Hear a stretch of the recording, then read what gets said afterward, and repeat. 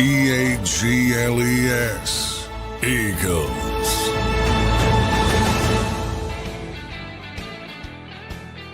And welcome in, everybody, to a Monday edition of Birds 365 here on JAKIB Sports as we kick off another week. I believe it's week number 6 of the Eagles offseason, and we got some stuff happening this week in Eagle Land. An exciting time as we get ready for the draft and some of the upcoming free agency stuff where the team will be, I don't want to say revamped, but retooled. Johnny Mac, how you doing on this Monday morning, brother, as we get into the week? It's Monday. It's still dreary and crappy out and raining and snowing. I'd like to see a little bit of sun if we can get that at some point. It'd be nice, but we'll get through it. We'll get through it. Yeah, no doubt. A little bit warmer though, Johnny Mac. You know, a little bit warmer around these parts. Snow is still holding on. Stubborn bunch of snow. Oh man, and it is ugly. It is ugly snow at this point. Just it's just dirty. It's hideous. Everything about it is hideous. It really is. It will not go away on us, John. But John, we get into another new week here, and there is some things happening in the NFL calendar. They always do a good job at keeping that calendar perfectly built. So the Super Bowl is now, well over a week in our rearview mirror. And the offseason is, going to be in full swing here. So franchise tag window opens this week. The Eagles finalized or made another hire I think it was on Friday. It was after our show, so we didn't have a chance to talk about it. And some other things that we will get to today as well. But John, give us kind of the rundown of the week and what this week looks like in Eagle Land and also in NFL land as a whole. Yeah, I think, the most notable thing to me, there's one offensive coordinator open left, and that's the LA Rams, who are probably going to promote Shieldhouse, but we'll see how they do. But when it's all said and done, when the Rams make their decision, 21 new offensive coordinators around the NFL, 21 of 32 teams, obviously, 21. So for the point that I think I said yesterday on social media, I think it's time to shelve the continuity bullshit. It doesn't exist at that level in the NFL. It just doesn't. So it can't be used as an excuse. As I said, and generally the ones that do have continuity are obviously the head coaches who call plays, which comes with its own run. For all we talk about Kyle Shanahan and Sean McVay and Matt LaFleur, and the Eagles are trying to copy their concepts and all that stuff, I got to tell you, Zander, they are bad game managers. So, that's one of the reasons you don't see a bunch of championships, but you see everybody copying them because they're copying the offensive scheme, the offensive concepts, yes, but they have to manage the game as the head coach as well. And a lot of times, and specifically you've seen it with McVay and Shanahan because they've advanced a little bit further than LaFleur, who's been a one-and-done guy, crops up at some point, and that's part of being a head coach as well. So it's a give and take, but if you do want continuity, you have to get a head coach who calls plays and isn't going to give it up. And I don't know if you want that. So it's a difficult decision to make, but right. For the rest of the people, 21 out of 32 is definitive proof. Stop talking about continuity, man. John, any idea if that's a record? I mean, I know there is a lot of turnover each year, but that's got to be right. I don't know it for a fact, but that's got to be a record. I mean, that's a big number, man. It is. It was a big number. Remember, it was a big number of head coaches. So when you have that many head coaches, which was 10, which was big enough, but then you turn that and it's even doubled. And you think about it, the Eagles interviewed wanted to interview a bunch of the guys that got jobs. Brian Daboll in Tennessee, Mike McDaniel with the Chargers, Bobby Slowick they interviewed, who's in Miami now, Zach Robinson, who's with Tampa Bay, Declan Doyle, a lot of talk about him with Baltimore. And on and on and on. Obviously, Matt Nagy, who they interviewed with the New York Giants, they never interviewed Frank Reich, our old friend. He's with the Jets. Press Taylor, another guy with the Bears, old friend. familiar names all over the place. And obviously the Eagles hired Sean Mannion.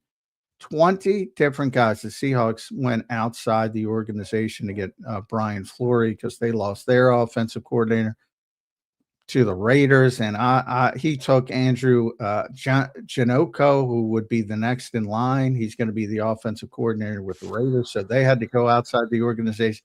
Musical chairs, man. Yeah, it really is. Musical chairs. So yeah, it's time to put that to bed. Time to put it to bed. Not to mention the Eagles have succeeded with a first year because they have to. They've had a first year guy every year practically, exception being Shane, who's a year plus.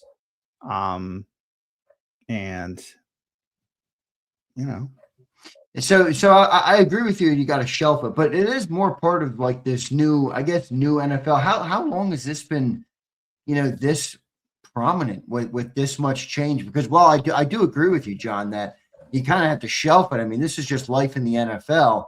I do wonder the impact, John, it has from a bigger picture on player development, on offensive development, on quarterback development.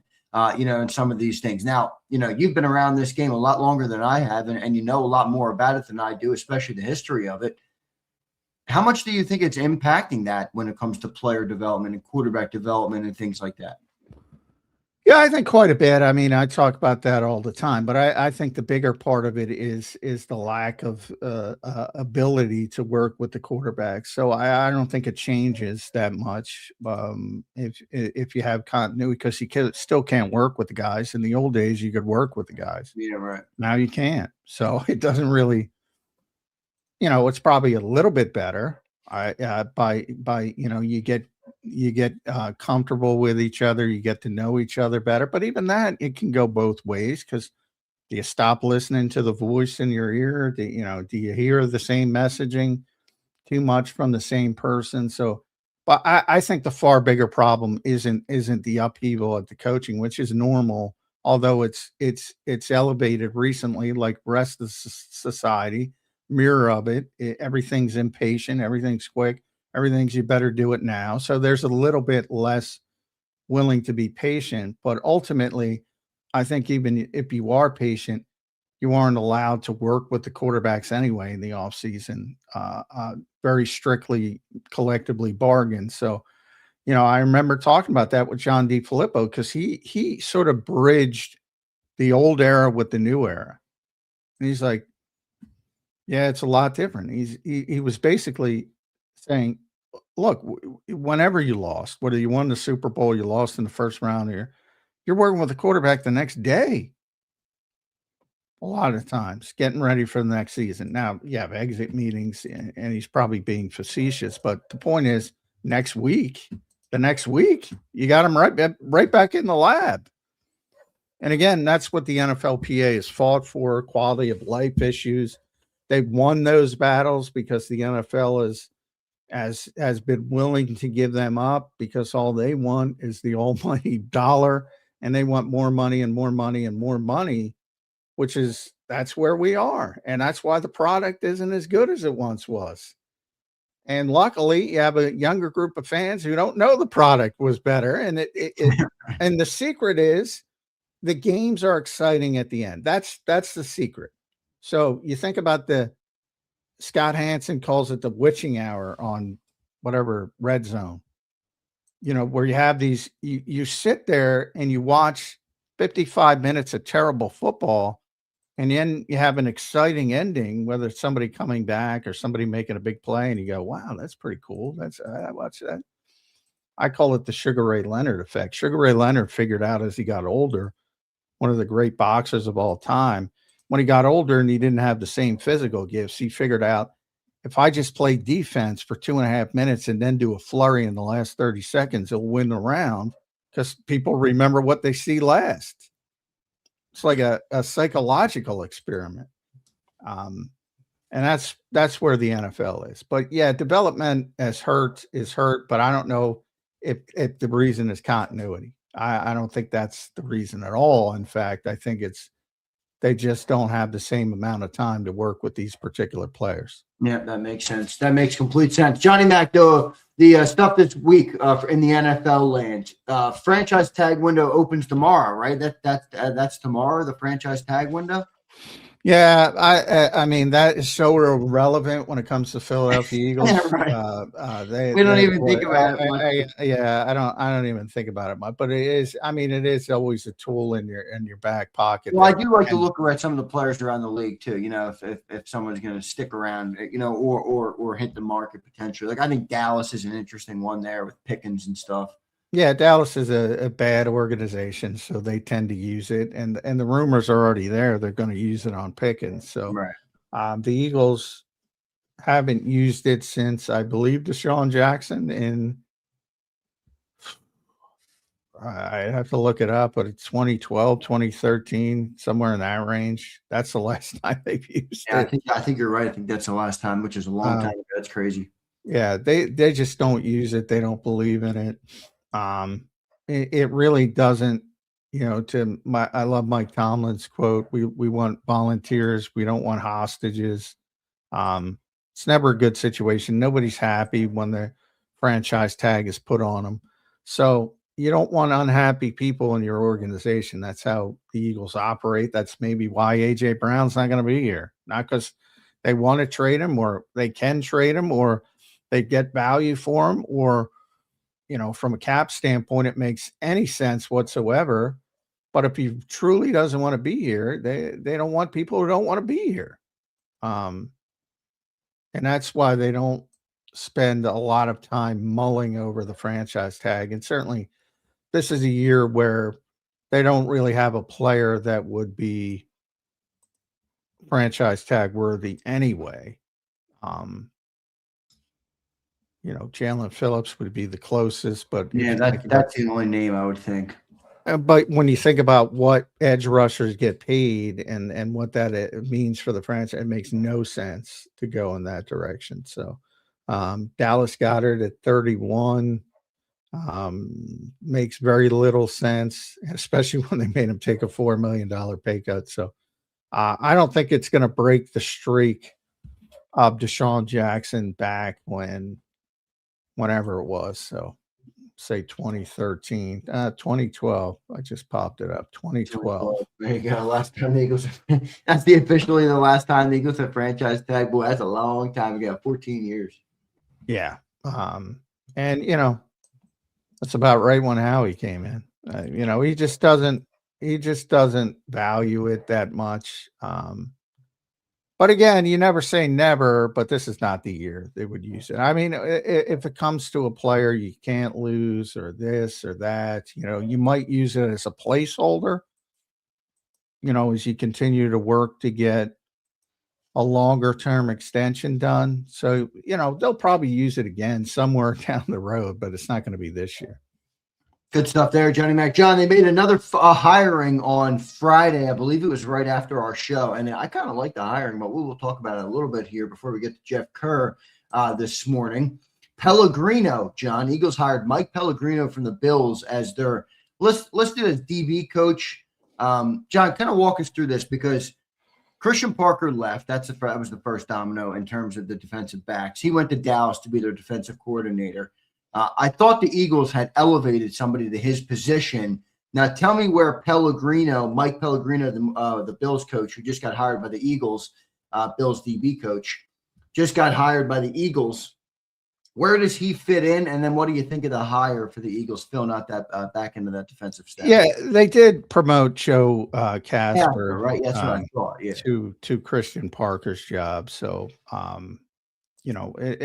the Pellegrino hiring is not officially official. They are going to hire him, but it's going to be interesting. So basically, last year how they set it up was Christian Parker obviously was the entire secondary coach and the defensive pass game coordinator. The nonsense title, as I like to call it, but those titles are what they are. You just promote the people, and they're relatively new, and I've explained that in the past. But and then they had a safeties coach who was Joe Casper and a cornerbacks coach who's Roy Anderson. So That's how the setup was last year. You don't have to say that, but the evidence is they're going to keep that. So my guess is Pellegrino is going to be the safeties coach when it's clarified, and Roy Anderson will stay at corner. Now, his history in Buffalo is with Nichols. He was the Nichols coach last year. The Eagles haven't had a nickel slot specific coach since Marnell Williams in the year before Vic got here. So 2023 is the last time they had a Nichols coach. So my guess is Vic doesn't like that. Now, in his scheme, nickel and safety are somewhat mirrored positions. So that's why my guess is he'll be the safeties coach to replace Joe Casper, moved up to replace Christian Parker. That's the way I think it's going to shake out, because that's why Vic has handled the coaching staff both of his years here, and I think he'll replicate it. How big of a loss, John, or how much different do you think that room is going to be now because of that loss? I mean, Christian Parker's obviously a guy. We talked about it when he left, but what do you think of the new hirings filled in, and how much of an impact do you think that has on the defense upcoming? They obviously still have Vic Fangio, who, we all think makes it all happen. Yeah, as long as you got Vic, you're fine. Yeah, I believe that. So, yeah, I mean, there's much more consternation there, and there should be on the offensive side. You're going to lose some coaches. Surprised they didn't lose a few more coaches, to be honest. But that's just, again, we just talked about with the offensive coordinators. That's the nature of the NFL. It's just part of it. You're certainly going to lose guys each and every year, especially when you're successful. And when you're not successful, and I'm talking about long term, obviously the Eagles don't consider them. They act like a 5-win team, basically. They don't consider themselves successful. But they did, they did lose guys because they have been a good organization for a long period of time. And that's going to happen, and that's part of it. And it's even worse when you fire the head coach, because then you generally blow out the whole staff or close to it. So depends how you look at it. Yeah, interesting stuff there. We'll see what ends up happening, John. And then the next piece of business that's coming quick, man. Combine is a week away. The NFL Combine. That's when you're really going to get into draft season. And now we're already reaching that point. Obviously, we're going to talk about it a little bit this week, a bunch, and get ready for it. But Combine's a week away, Johnny Mac. Everything is getting closer when it comes to the off-season moves that the Eagles will make, and everybody will eventually see what version of the 2026 Eagles we will get, my friend. When you talk about personnel, and that's the biggest part of this league, obviously free agency, March 11th, the Combine is where you sort of talk and try to get the framework of deals. So they'll be trying to work out things with Jaylen Phillips, surely. People talk about big trades. If there's a trade, a lot of Max Crosby people out there. Obviously, if you're going to trade for Max Crosby, you're not going to sign Jaylen Phillips. So there's a lot of hype about that. A.J. Brown, number 1 on the list. What's going to happen? There's certainly going to be talks. So that nonsense that, they're not talking about it, it's because you don't talk about anybody on Super Bowl week. So you're going to get further clarification on that. All that kind of stuff is it really going to rope up. And silly season, as I like to call it, is the Eagles are usually the headliner because they have a GM who's willing to do things and willing to do bold moves. So I've been saying that. I've been writing for this years. Every single rumor you will hear will include and the Eagles. Well, it's fun. It's almost like an unintended, I don't know if you want to call it a benefit or a consequence of Howie Roseman's moves, John, that they are the lead headline. I think it's a benefit if you're Jeffrey Lurie, because your team is plastered on every story that's written about the NFL in the offseason. Yeah, I mean, it's amazing. And you could feel comfortable saying, because the Eagles check in on everybody. So a lot of these net just feel comfortable saying, well, Howie's going to call, because he always calls, even if it's just to keep a beat on what the league is doing. He wants to know the value of everybody so he can figure out the value best of what he wants. So he checks in on everybody. The level of interest varies greatly. But that's what I said, like Hard Knocks. I say that all the time. If you heard some of the behind the scenes conversations as a fan, you'd probably be upset because everybody gets talked about. Everybody. Even Zander Krause. Everybody gets talked about. That's not a story, but it will be made into 1,000,001 stories over the next few weeks. Yeah, no doubt about it, Johnny Mac. John, it will be made into those stories. We'll be following it all along for you guys here on Birds 365. We'll give you guys the rundown as we go through some of this stuff with the combines coming up. That's when it's going to really get interesting. I'm starting to hear a lot, John, about that tight end in the draft, Kenyon Sadiq for the Philadelphia Eagles. He's a big time player. I watched him a bunch of college, but I wasn't sure how realistic him coming to Philly was, or at least being there at 23. But I do think there's a chance he could be there, and I think there's a chance the Eagles could take him, man. Yeah, I think you're going to have to go up if you want him. I don't think he's going to make it to 23 because really it's supposed to be, from everything I've seen and talked with people about, it's supposed to be a pretty deep tight end draft, but there's really only one guy who belongs in the first round, and he's that guy. And generally, especially when you've seen the success of recent seasons of guys like, most notably Brock Bowers, but even last year with Loveland and Ty Warren, and you see the impact of the entire league going to, more of the Shanahan, McVay style offense where you need at least one pretty dynamic tight end. I think it's become more important to people. Yeah. And when you only got one guy up in that level, somebody's going to leap before 23.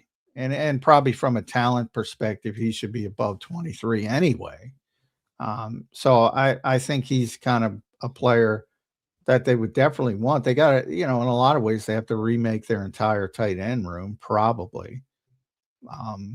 And that would get you off on a roaring start. So I do believe they'd be interested, but he's a guy I think you're going to have to go up and get. But there's a bunch of guys on day 2 and day 3. Eli Stowers from Vandy, Max Clare from Ohio State, Jack Endries from Texas, Michael Trigg from Baylor, Justin Jolly from North Carolina State. So a bunch of guys who could go day 2 or 3. And if they're not bringing Dallas Goedert back, they need to find somebody who can play right away and give you production right away. And that would certainly be Sadiq, but that's going to be a tough get, in my opinion, at 23. Yeah, I agree. We'll see what ends up happening there. Maybe they have too many needs to go tight end, John, on day 1. What do you think of that? I mean, they always try. Obviously, you want to pick premier positions in round 1. They picked, corners recently. A lot of defensive line normally. A lot of offensive line. In their history. Do you think tight end is something they would go a first round pick with? Well, I think we talked about how many stories to talk about. How many stories were written over the years about Jerry Robinson being the last all-ball linebacker for the Eagles to take in the draft, and then they took Jahad Campbell. And even then, we're all saying, well, the way how he talked is probably more of an edge. Yeah. Well, he turned out to be an all-ball linebacker. So, they haven't done it in a while, but they, Keith Jackson, I think, is the last one.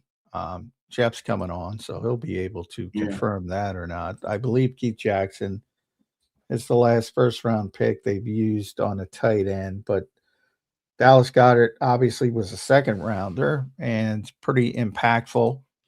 So I think Howie's good at just understanding the value, understanding you don't draft for need, especially in the first round. Now, that need, again, one of the 1,000,001 cliches in the NFL. Need is the worst talent evaluator in sports, which I agree with. But everybody drafts for need in a certain point. In other words, you have a group of guys, you cluster picks, and you're certain spots. You have a group of guys you want, but obviously, if you're have a all-pro quarterback, you're not taking a quarterback. Yeah, so right. even if the quarterback is the first on the list, it's got to be somewhat planted. Yeah, it can't be complete best player. So there's some context to it. But I do think when it comes to the first round, you got to be the type of player that belongs there, and I think Sadiq is. So I think he changes it a little bit. There you go. Good stuff. We'll see what ends up happening with the combine in a week, folks. The franchise tag window opens tomorrow. We'll see. I don't think the Eagles will be using that, as they haven't. John pointed that out, since 2012. So a long time ago since they've used that. But a lot of good things happening. And then obviously the hiring of Mike Pellegrino to keep adding to that Eagles defensive coaching staff. That's the latest news here on this Monday morning as we get deeper into the Eagles off-season weeks. And it'll get more exciting here with the draft coming up, the combines coming up, and all the different things. Free agency coming up. We'll talk about all those different things. And our show this morning will get a little more interesting with Jeff Kerr. Jeff Kerr is set to join us right now. He's in the green room. Let's bring him in here. You can follow him at Jeff Kerr, PHL. Jeff, welcome to the program this Monday morning, my friend. How are you doing for another week of Birds 365 on the horizon? Pretty good, Zander. By the way, John, you are correct. Last tight end the Eagles did draft in the first round was Keith Jackson. Keith Jackson, that's 2 for 2. I got last franchise tag too. Deshaun Jackson? Yeah. 2 for 2 right off the bat. Zander didn't give me a heads up. So I'm off to a good start. I'm not going to bat at 1,000 though, so I think I'm going to get something wrong as we move forward, probably pretty quickly. We do have the Disney tree. I'm going to say that every week. It's still up. I love it. Yeah, the Disney tree is going to stay up for a while. When Jody was hosting, used to be Mike Gillen's T-shirts. Now it's going to be your Disney tree. Yeah. Over under April 15th. I'm going to go full year. Why not keep it up? Yeah, I might just keep it up. Keep it up. Jeff's got a new companion in the Disney tree he'll be keeping up.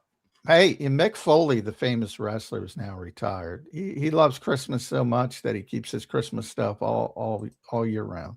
The one display in the back is actually like a Disney Village, so that stays up all year. So the tree might as well just stay up. There's a railroad below it you guys can't see. Nice. There we go. All right. Now we started the show with when the Rams hire their offensive coordinator.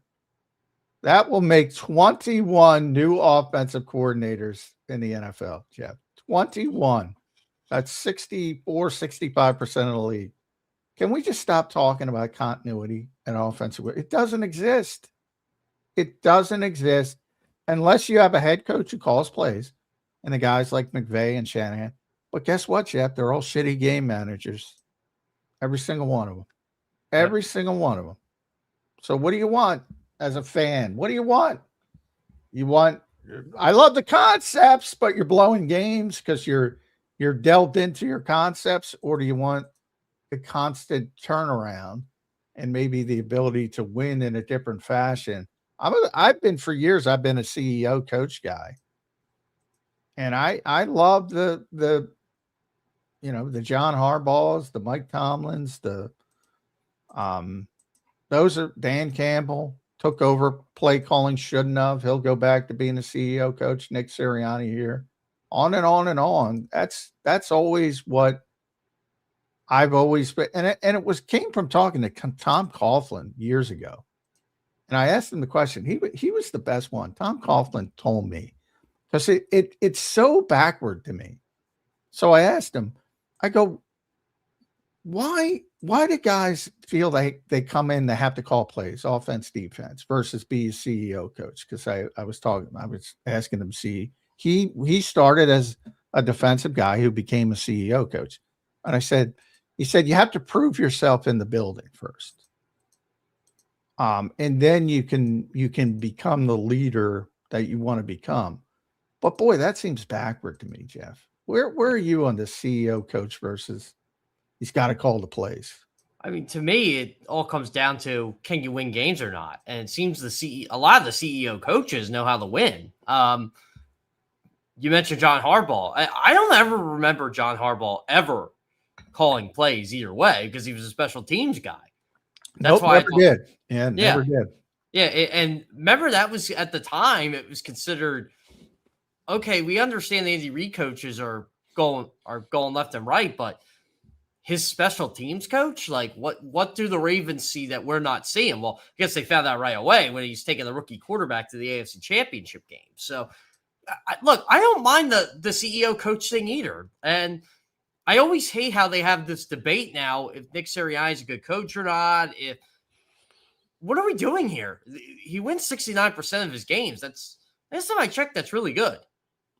Yeah.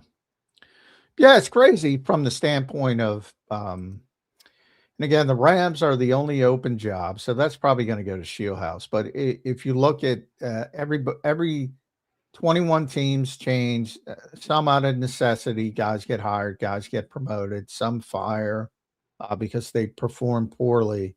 But it is that NFL mentality. If you think about these guys, Brian Daboll, he was the head coach with the Giants. He was the in Buffalo, Mike McDaniel, head coach with the Dolphins, Eric Bieniemy, longtime offensive coordinator going back to the Chiefs, was with the Bears, never got the head coaching chance. Got even lesser known guys. Drew Pensing is now with the Lions. He was the Cardinals offensive coordinator. Bobby Slowick interviewed here. He was the offensive coordinator in Houston. Now he's the Dolphins offensive coordinator.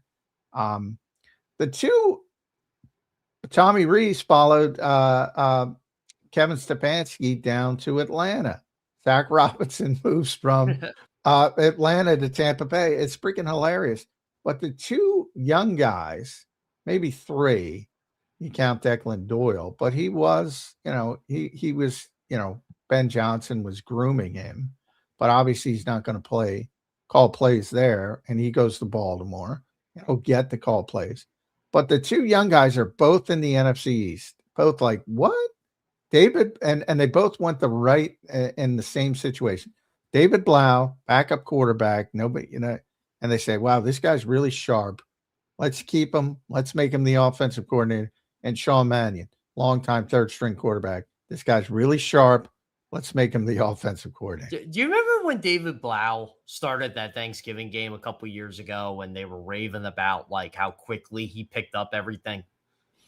Yeah, well, yeah. I remember people raving about him, but yeah, he wasn't a very good quarterback. It's interesting. It's like backup catcher in baseball as we ram up. You never see the backup catcher is always the manager down the road. You never see the star become the manager. You do, but it generally doesn't work. Same thing in the NFL. Now it's like, it's not the star quarterbacks. It's more the backup quarterbacks who just hang around and hang around and hang around because they're so smart. And I think Washington and the Eagles are going to be really interesting just from the fact that these guys are basically straight off the field, running offenses in the NFL. What does that tell you? That they want the most modern design they can. I mean, that's where I'm going with. I mean, what it tells me, Jeff? Modern designs are pretty freaking simple. Well, they are. What it tells me. Well, don't you think that's why defense is starting to kind of take over again? Yes. I'm surprised. I never thought we'd see the day this would be. All the changes they've made for the offenses and the defense are still the ones prevailing. Yeah. I think, and it's like what you pointed out too, John, like Vic Fangio's defense, how much has it really changed over the past? I mean, it's evolved, but the basic principle, how much has it changed since when he was with Carolina? That was 30 years ago. Yeah. It's funny. I asked Vic that question and Vic was like, he didn't want to get too deep into it, but he did admit, and I remember him saying, not that much. I asked him how much has it changed since people started copying him, and he said not that much. He admitted that. which I was a little surprised by. But I think it shifts depending on personnel. So that's what I think. And you saw that with Sean McVay and on the offensive side this year. Good coaches shift depending on their personnel. And I think people think their scheme shift. No, they're just trying to take advantage of their better players inside their schemes, which I think is the trick. But that's my perspective on it. But I never thought we'd see the day. And I heard an interesting, I think it was Nate Tyson who mentioned it. I mentioned it last week on the show. Protection is the problem. And I kind of agree with him. Like for all the offensive problems, it's basically modern defenses get the 3rd and long and just, create chaos that people can't pick up. And I think that's what's going on. So I think the next adjustment for the offensive side of the ball is figuring out protection against that chaos. And how do you do that? They should do less 7-on-7s when they're growing up and all this. And but how do you do that? How do you do that? Because you can't. Well, look what the Patriots are going through right now with Will Campbell. Everybody wants him to move him inside. And all of a sudden, the short arm talks back. I'm like, I know. I kind of like Vrabel defending him, saying, no, he's our left tackle. He had a good rookie season, but and he got hurt. I'm not sure how much the injury affected him. Hopefully, it's the injury. I say that about Drake May as well, because they were so bad in the playoffs. You hope it's the injury. And the same, not as high profile with Will Campbell, but you hope it's the injury because he looked bad. I can't think of a player that had an MVP type year like Drake May had, and then you just completely bomb in the playoff. A recent memory. Yeah, it's crazy. Kurt Warner wasn't great in the 99 playoffs, but then he turned it on again. I shouldn't say that. He was good in the divisional round too, but remember in the NFC Championship game, people couldn't figure out why Kurt Warner was struggling. But I'm like, I thought a lot of it had to do with Dungy, but he's a human being too. But exactly. Warner did throw for 400 yards in that Super Bowl, so yeah. Which, by the way, that's one of the more underrated Super Bowls of our time. Well, I think the best Super Bowl is the Malcolm Butler Super Bowl. So that was the first Patriots Seahawks, at least from what the NFL, the key to the NFL, which I was just talking about. You can watch 58 minutes of bad football, but as long as you have the great ending, everybody thinks they saw the greatest game ever, which I think they had it with Butler and Russell Wilson and Pete Carroll getting shit on. That to me. Well, it's the best one I was at, so I'll say that by a wide margin. There's so many good Super Bowls in the early days, but modern, trying to think of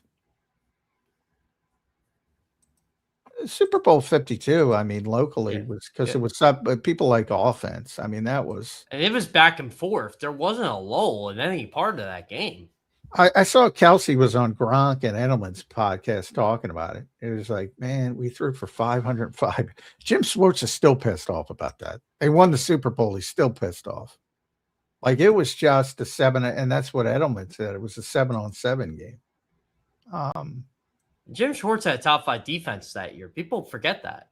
Yeah, he was not happy. He's the only guy not happy. They won the Super Bowl.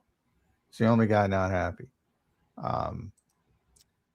But yeah, it's tough. To say which one is the best. But I agree with your point about Drake May. When you play, and he deservedly was second in the MVP race. It's not like it's crazy that people voted for him. He had a great regular season. It's a regular season award.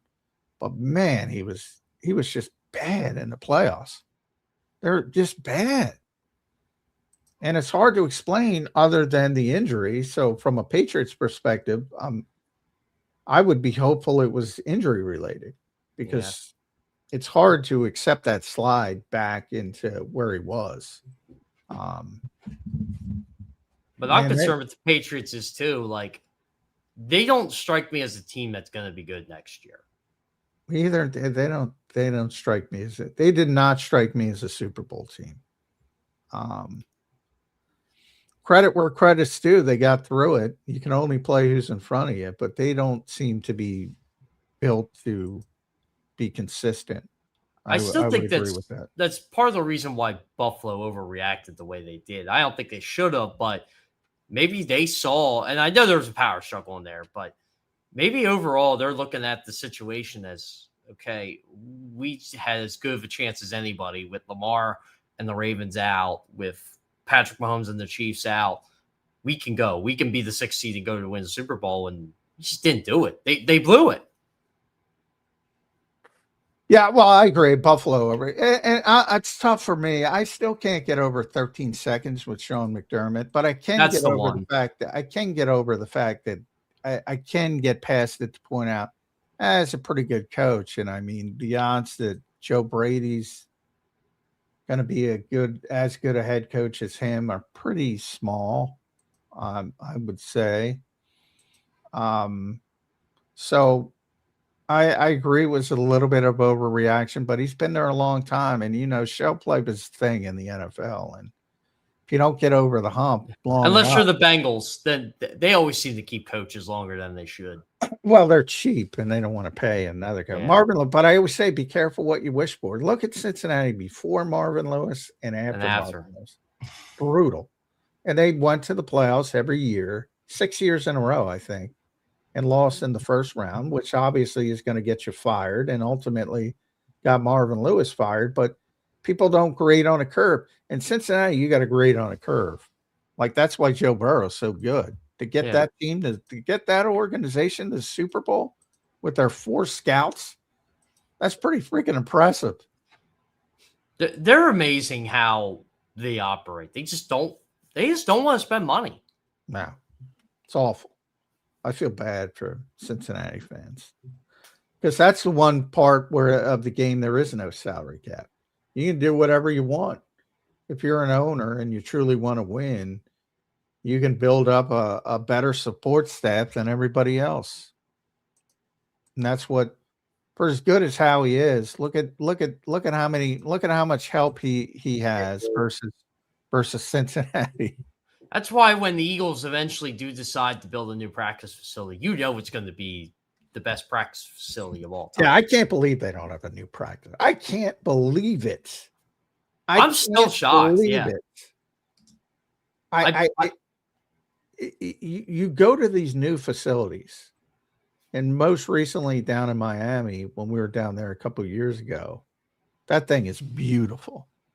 The Jets, beautiful. I've been to 4: Giants, Jets, Ravens, Eagles, and the Giants and Jets, like, they run circles around the Eagles. Oh, the Jets, the Jets is gorgeous. Yeah, I mean the Giants is just plain, but it works. Yeah. I mean it's adjacent to this. Here's the thing, John. When they eventually do build one, are they going to build it next to the stadium? Whenever they get the stadium thing, that's why they don't have one, and they have all that space with the Naval lot right next to the NovaCare complex, but the city owned. Evidently, the city won't give it to them. Look, people won't like it, but I've advocated for years. Jeffrey's got to go to the suburbs, man. He's got to get one of these sweetheart deals. The Ravens do that. Where would he go, though? What suburb would he go? I mean, he'd go to Jersey is where he would probably end up going. Probably, but yeah. I mean, there's land in King of Prussia in that area. I can say that. That's true. I can't imagine the Eagles Stadium being in King of Prussia, but that's maybe that's. No, I couldn't either. No, they're not going to move the stadium out of Philadelphia. I don't think, but the practice facility's got to move out, in my opinion. It's got to go. Even the Sixers, went to Jersey with their practice facility, and they have a gorgeous practice facility. Yeah, right. That makes more sense. Yeah. We were talking. I was talking about this a couple of times with some players, and remember, John. It was not last year. I guess it was 2 years ago when the whole NFLPA thing, they were going to have like podiums in the middle of the thing, and we were joking. I was joking with a couple of players, where are you going to have it here? Like, there's no room. Like, Baltimore, there was room. Cleveland, there was room. Where's it going to be here? Like, it's already congested in the middle. Yeah. Yeah. At some point, though, it becomes a competitive disadvantage. It really has. I mean, some of these teams we talk about with these gorgeous facilities stink. I mean, they've been able to stay above with a downgrade in facilities. Interesting, we're having this discussion with, the NFLPA report cards getting shelved from a public standpoint, which is awesome, by the way, because the owners are so butthurt. Oh, God forbid somebody judges them on their shittiness of the way they treat the players. There was actual visual evidence of how cheap Michael Bidwell is. Yeah. So, but the part that's ironic, that the information's still going to get out. It's still going to be leaked, and it's going to be worse for the owners, but they have no clue. But I've always thought at some point it's going to be a competitive disadvantage for the Eagles when you go to these other sites and you see them and you see how advanced they are, and it's just a nice place to work. But I think ultimately at the end of the day, that's way down the list, and it hasn't really impacted them to this point. So I guess that's why there is no urgency. I feel like before, when you actually had to bring free agents in and take them on visits before they agreed to a deal or not, it was a bigger deal. Oh, look at our facilities. Look at our stadium. Look at this. Look at that. Now it's just call. Okay, I'm in. Yeah, that's true. I mean, all the deals are done before March 13th. So it'll be all the deals will get done over the phone. You're right. Over Zoom. Do you miss that process, John? Like, remember how big of a deal it was when I don't miss it being at midnight. Like way back, it started at midnight, and you have to stay up all night because guys would be making. But do you remember like when I know you were covering the Vikings at the time, but when the Eagles brought in Asante Samuel, and you heard at like 8 a.m, I know, like you said, free, but Asante Samuel's going to fly into Philly and he's going to make a visit. And remember, all the cameras would follow him in. It was baseball in a sense. Yeah. Yeah, there were big. I remember the Kirk Cousins.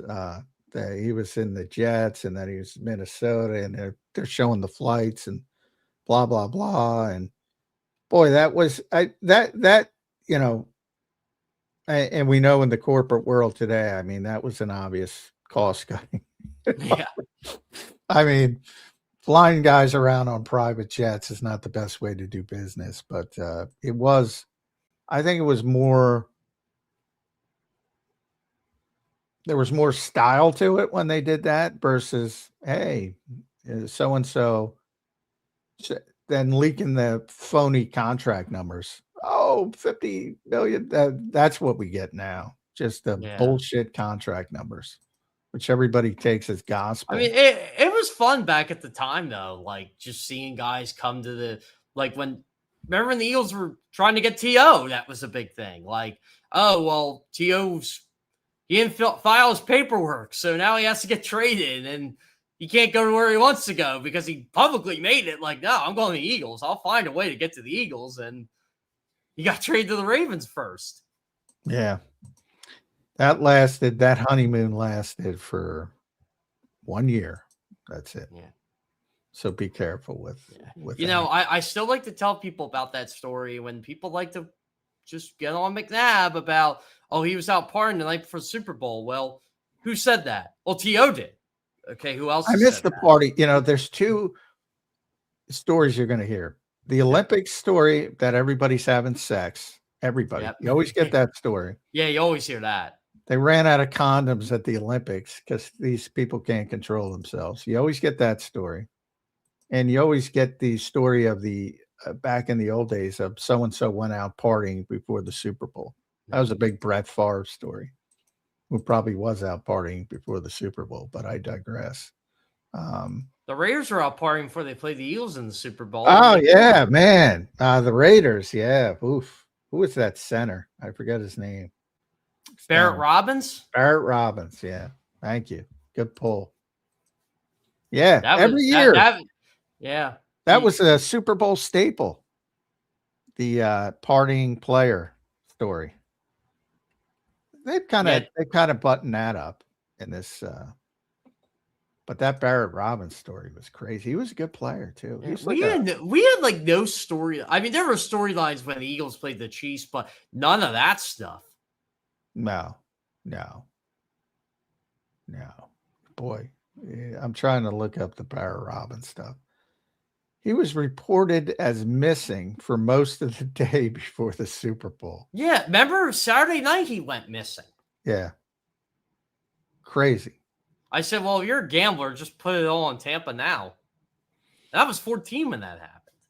Yeah, and he was like I said, he was a good player, but yeah, there's some crazy stories. He evidently had bipolar disorder, and so he had some issues, but that's still the most heartbreaking loss in my lifetime watching the Eagles when they lost to the Bucs at the Vet the last game. Seeing Rondé close that place down. Rondé, yeah. I remember that. Or how did you take your? Because you're a Penn State guy, Joe Juravicious. That's a well, Joe Juravicious was always killing the Eagles. He killed them when he was on the Giants, so I was kind of used to it at that point. Yeah, Joe Juravicious, bringing up some bad memories. We're going to get. I'll still remember sitting in the end zone on that play, and you see Barry Garner just trip, pretty much. And I'm like, uh-oh, and you could hear a pin drop when that happened. Oh, by the way, it was still a close game when that happened, but that was like the first time the Bucs were able to do anything in that game. You think the Barbers are Hall of Famers? Well, Rondé's in, right? I know. I don't think they are. Yeah, he's in. I don't think Tiki is. I think Tiki was a really good player. I thought Rondé was a really good player, but I don't know. He's a cover 2 guy. Come on, what are we doing? Yeah, I just think they want to put a lot of players on that Bucs defense in the Super Bowl. Did Simeon Rice ever get in? No. Sapp's in. Lynch is in now. Brooks is in. Yeah, Brooks was the best player on that defense. Brooks was the guy. Yeah. Sapp is really good too. I like how people like to rip on Booger McFarland though, because he's on TV a lot. I'm like, Booger McFarland was pretty good on that defense. Wasn't a star. I don't mind Booger on TV. Jeff, I have an Eagles question for you here. Jaylen Carter is extension eligible. Are you giving Jaylen Carter an extension this offseason, Jeff? I think you have to, don't you? Oh, you don't have to. I'm not giving him an extension. I don't know if he's healthy, but I don't have that information. Yeah, I mean, the guy I saw last year was not the guy we saw 2 years ago. Yeah. So, I mean, why not wait? I'd wait. You wait on Jordan Davis and it's going to work out for you. But, I mean, you got to try. I think it comes down. You got to trust your medical people. If they say he's good, he's going to be fine. Then I think you extend him. Same thing with Cam Jurgens last year. People are like, why extend him? So how much of the decline in play this year do you put on the injury versus other factors? I'd go the injury. I hope it's the injury, similar to Drake May. I hope that's what. Yeah, right. Yeah. Here's the other conundrum you got in there. After next year, Cooper DeJean and Quinyon Mitchell are eligible. Yeah. So you got to think about that one. Yeah. Yeah, well, you got to be careful with Cooper and Quinyon. I'm pretty confident they're going to keep their status. But we were having these discussions about Nolan Smith because he had such a great ending to the Super Bowl season. He played so well. It's like, where are you going to have to extend Nolan? Well, no, you're not. And in fact, I think if it goes the way it's going and you re-sign Jaylen Phillips and all of a sudden you got to make a decision, who would you rather have, Jalix Hunt or Nolan Smith long term? Jalix Hunt. I'm kind of leaning towards Jalix Hunt right now. I think you're seeing at the very least Jalix Hunt is a very productive player when you got someone on the other side who's still developing. Yeah, I think he's got a higher ceiling. Could you say Nolan Smith traded? Yes. Yeah. I could do that. Yeah. I think you could get some good draft capital for him. Someone's going to take a shot on him. It's not like he's a bad player. No, he's a good player, but there's some injury concerns that everybody was worried about. So you paying Jaylen Phillips then? I mean, it sounds like you're good for Carter. I feel the same about Carter. I would pay Jaylen Phillips. How much? What's your walk away? Oh man, that's a good question. What was the spot track? 15 million. Yeah, I wish that was the case. Was it spot right? I don't want to grow. Was it? It might have been PFF. I don't know. But whoever did it, I don't want to blame them. But whoever did it, because I want to get it right, who to blame. I mean, do you think 3 years? Do you think 3 years, 66 million would do it? I like that deal. 22 million a year. Well, then I saw somebody say he might get 30 million. I forget who said that. I can't. There's such. I don't think it'll be that high. I don't think it'll be that. Here's my question. Has the market value for him at 17.3. All right, a little bit. Sign me up. But sign me up for that. Here, what I hear a lot of Max Crosby stuff because Garofalo said something somewhere. I told you that's my bold prediction this offseason. It might not be so bold. Why would you want Max Crosby over besides sacks? So take sacks off the table. Why would you want Max Crosby over Jaylen Phillips?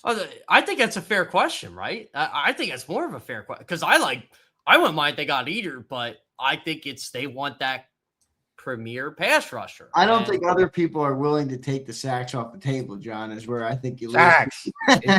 Sacks. Max Crosby does get a lot of pressures too. We have to be fair with Matt. That guy is always around the quarterback. Oh yeah, he is. That guy's also, he's only 28, but he's an old 28. I mean, he's been playing. I think that's what it is. I think they look at the age and. Well, my big thing is the age, and not the age is the tread off the tire. Like nobody plays more than Max Crosby. Don't get me wrong, he's a very good player.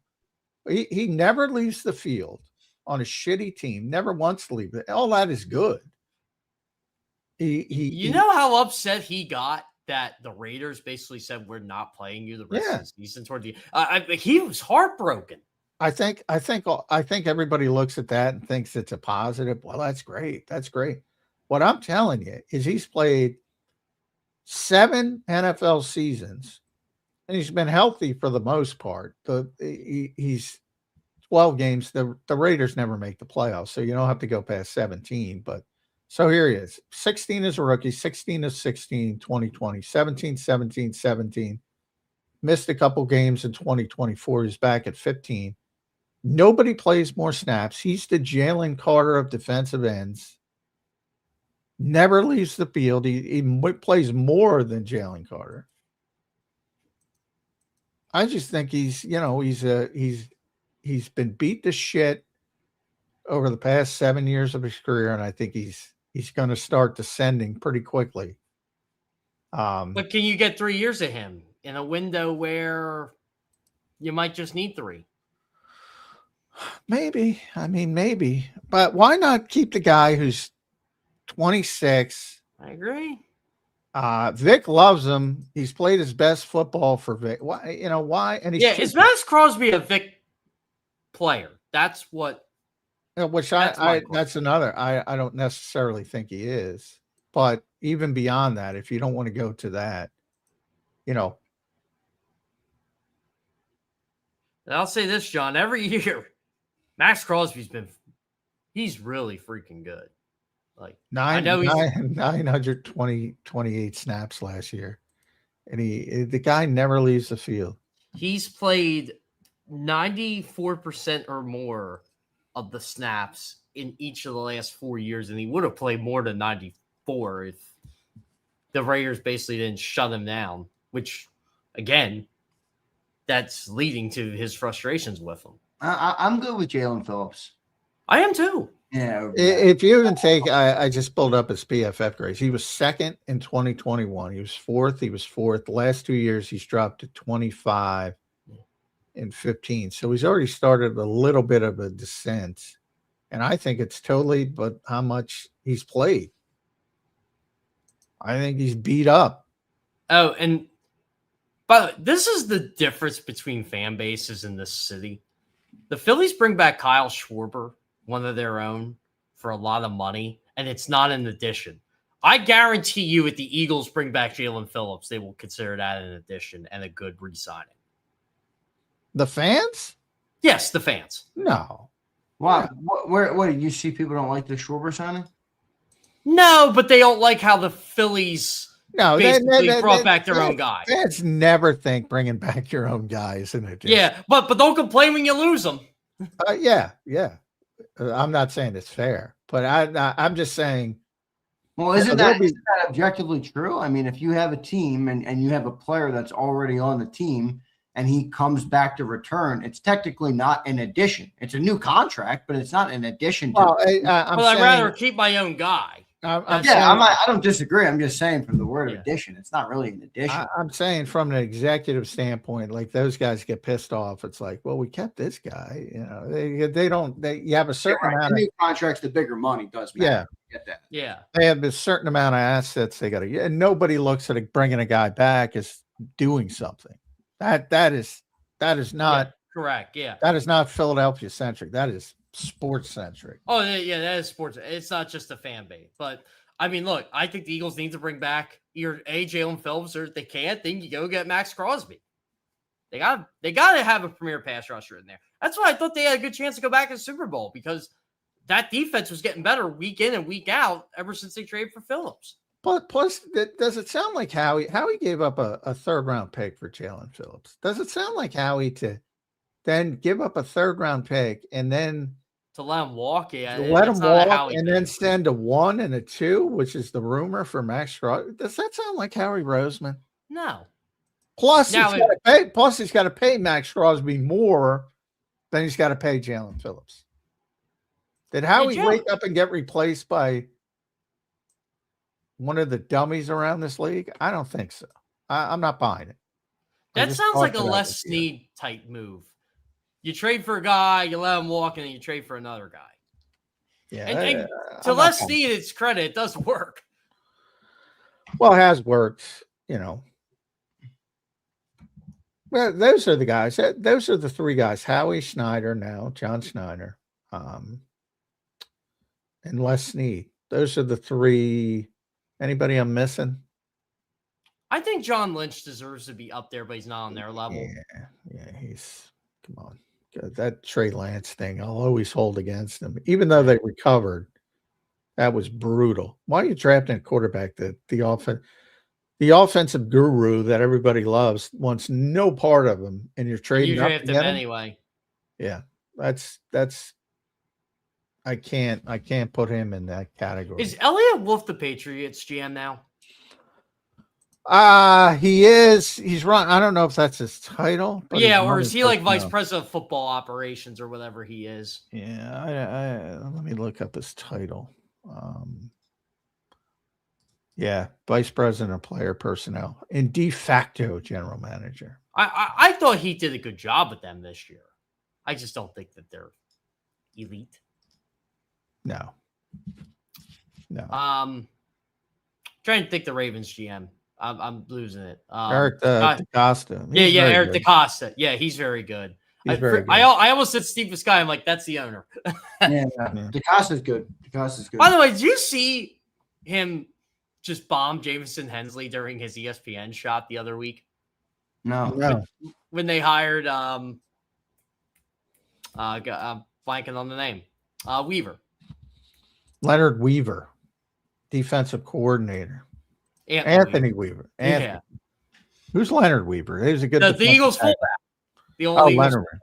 Yeah, Anthony Weaver, who was in Baltimore, left to go to Miami, and now he's back. Yeah. So again, the shuffling of the deck chairs of the NFL is awesome. Yeah, they fired Harbaugh to hire a Harbaugh guy. I kind of like it.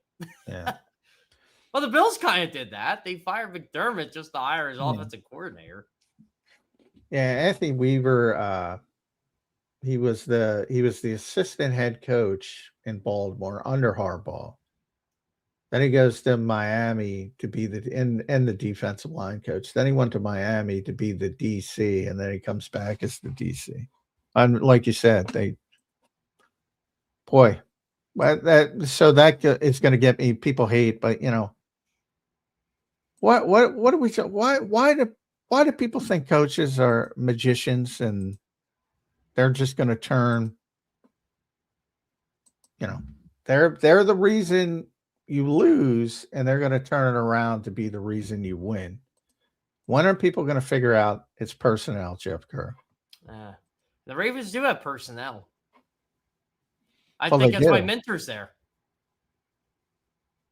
Well, they do. They had a bad year for where they should have been. I mean, I picked them to go to the Super Bowl, as I usually do. I mean, there's no doubt they had a bad year for what they should have been. And anytime you have Lamar Jackson, but is he at the point where we start talking about him descending? Well, he's not running as much. We always talk about Jalen Hurts. Yeah, and what is he now? 29? He's descending. I would say he's descending. Yeah. So, I mean, guess what, Jesse Minter? If you don't have MVP Lamar Jackson, you're not going to be a good coach. I mean, if that's where we are, I don't know. Maybe he readjusts his thinking. Like, that's part of the thing here with Jalen Hurts. I think the most important thing is, hey, let's get the running game back involved. Let's get the quarterback one impact on the running game. And if he refuses to do that, or the organization has made a decision that won't allow him to do that, I think the Eagles are in freaking trouble. Oh, and by the way, Jalen Hurts' contract next year, there's no more guarantee money. Yeah, is he going to get an extension this year, right? Does he still have guaranteed money for this season or no? This season he does. This season, I was going to say, yeah. Because they'd be redoing that if he didn't have any this year. Yeah. I think that's where I know like people like to get on WIP, but I think that is a fair off-season topic right now. Well, I don't think this is true with Jalen, but I will say this. And I honestly don't believe that we've reached this with Jalen yet. But I feel like in the beginning of these quarterbacks' careers, like guys like Lamar, Jalen, guys that are Josh Allen, guys that run the ball a lot, everybody's happy to accept that it's a shorter shelf life because the talent of the player at the given time. We'll worry about that down the line. And then you get down the line, and the shelf life is all of a sudden you're in year 7, year 8 of this thing. Exactly. It starts to look like, all right, it's not the same thing anymore. And then people have a hard time accepting that the player might not be the same because the player was so dynamic and great because of his athletic prowess. If that goes away even 10% or 20%, that's a big difference in the NFL. So, I do think that's happening with Lamar. I don't think Jalen's reached that point yet in terms of the age, but maybe he has. Maybe, I'm not sure. Yeah, I mean, it's a fair question. That's why I want to see him run the ball more, because did he lose that? If he does, then he kind of loses a significant chunk of his value. But that's one thing. When Jalen was becoming the starter, his biggest strength was, okay, well, yeah, I can't throw. Well, I can run, and you can't stop me. And then he became a dual threat at both. And I don't know. I just don't. If you get those numbers out of Jalen next year, you got a decision to make. What do you think Sean Mann is going to do, Jeff? Do you think he's just going to come in here and run Kyle Shanahan's scheme and force Jalen to do what he's not been typically adept at? Or do you think he's just going to come in like a good football coach and build around the quarterback? I think he'll adapt to his quarterback. Yeah, I think he'll adapt to his quarterback. Isn't that what everybody should be hoping for? Yeah, I mean, Nick Sirianni did it, and Shane Steichen did it year 1. They tried it. Okay, let's see if this works. Well, if this worked, then Jalen played pretty good at the end of 21, and they kind of carried over. Nobody expected that team to be in the playoffs. No, they were 4-11-1 the year before. Like, I remember Jalen. Remember, John, we were at the Jets game, and Minshew played. And he had a really good game, and there was like a great talk about it. Great game. It was phenomenal. Carter's so clueless. He went into Nick's office and said, "Hey, what can I do to earn the starting job?" Nick's like, nothing. Settle down, buddy. Yeah. Yeah. God bless him, though. But Jaylen came back from that ankle injury and was tremendous the rest of the season. Yeah. Well, he got pushed by the great Gardner Minshew. Yeah, that's how that was. Yeah. He even got pushed by him the next year. Then the next game, Gardner was terrible. He had to play again. Who was that against? New Orleans, was it? Remember, he played well against the Cowboys. And I'm like, okay, well, they got one game. Maybe Jaylen will be back. And then he played against New Orleans. He was terrible. Remember, he threw that under. He had that underthrown ball to AJ Brown, and Brown had a 74-yard touchdown out of it. Yeah. That was peak AJ right there. Yeah. Gardner's got a lot of confidence. I give him that. I mean, the guy wore an aviator jacket to his press conference in New York. I still have a photo of that. Thought it was awesome. Gardner Minshew. Speaking of backup quarterbacks, all right, that's an interesting question because a lot of people are hyping up this.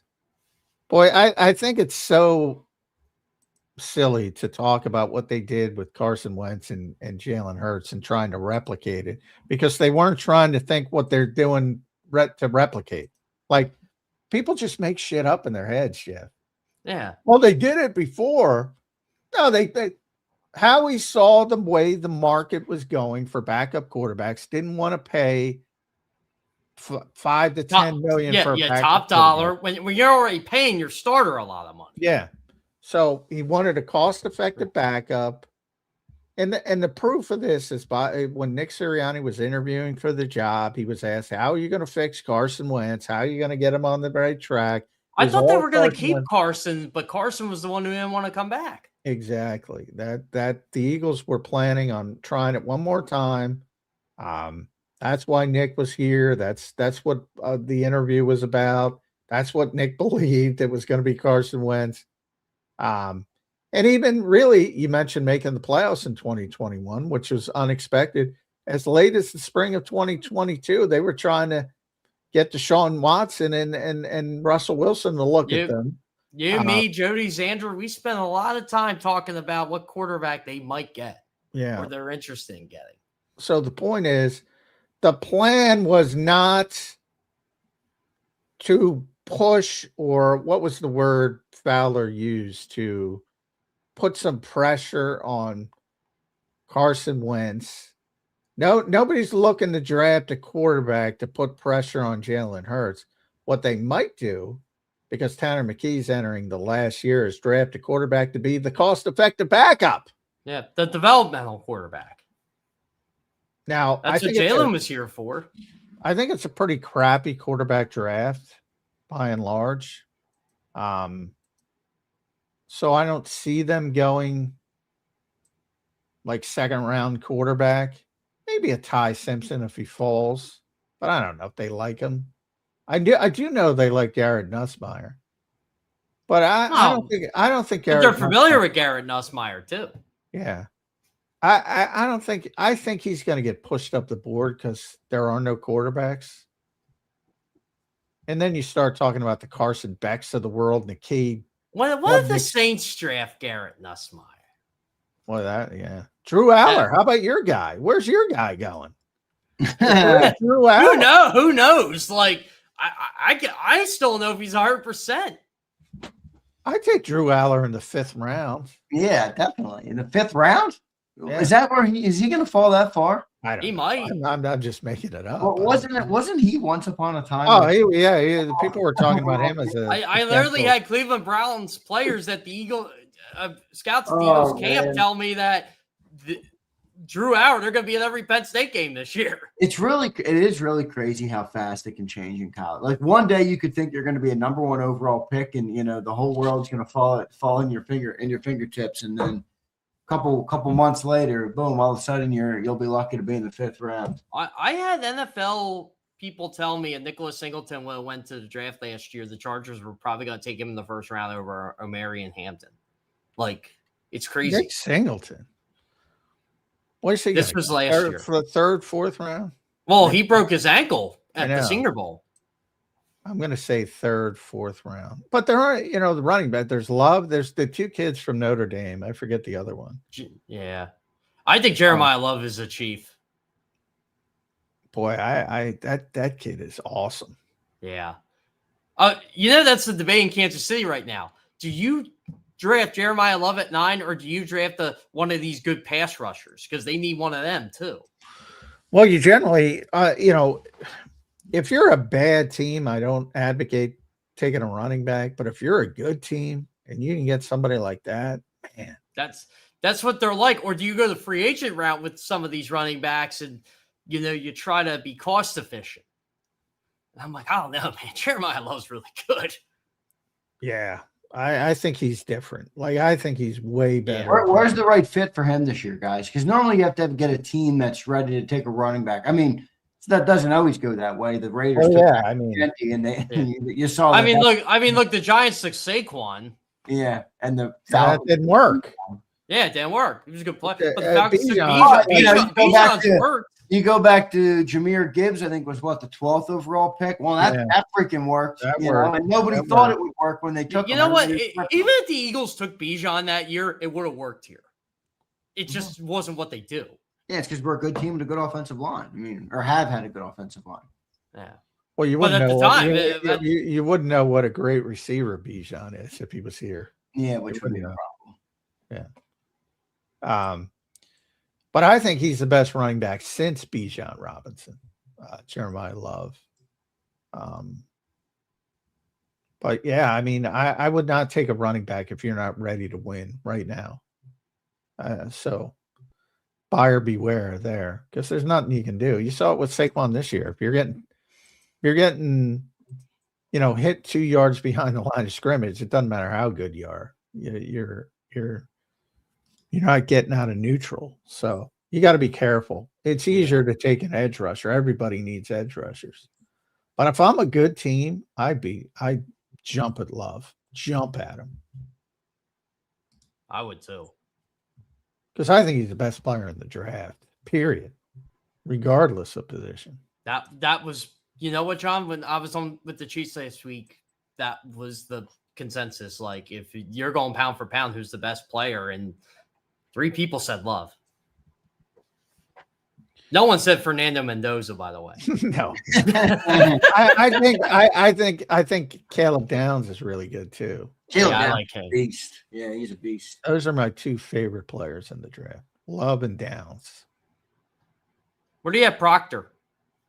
I think he's good, but if you're really moving, like if you're really going wide zone stretch all the time, like I said to Zander, you really want a 6'7", 360-pound guy, freaking reach block and all. Okay. I don't know. So it depends what they're going to do. If they're truly going to play this system by hell or high water, then I wouldn't take them. If they're just going to take advantage of the talents of the players, I'd seriously consider them at 23. I think it'd be a perfect pick pre-change for this team because they need a heir apparent to Lane Johnson, and he could start inside and be a Mekhi Becton-like presence inside. I think it would be perfect, but I don't know if it's perfect anymore.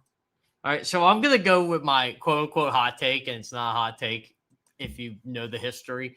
The best player in the draft will probably end up being Carnell Tate. Well, Ohio State's got a bunch of guys, man.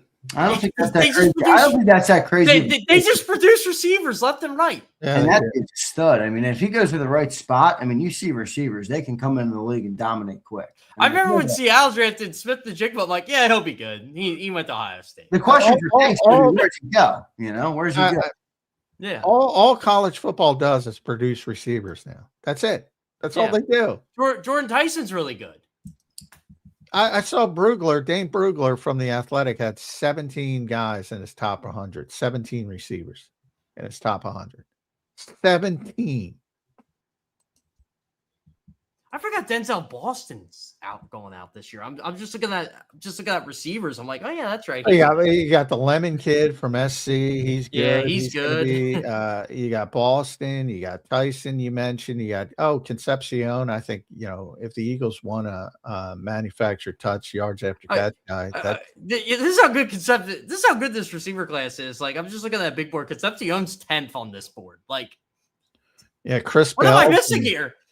Yeah. Omar Cooper from Indiana. People probably what's the Notre Dame receiver? Fields. Malachi Fields, yeah, he's a big dude though. He's more of a contested. I don't like drafting contested catch guys. The Branch kid that was at USC and he went to Georgia.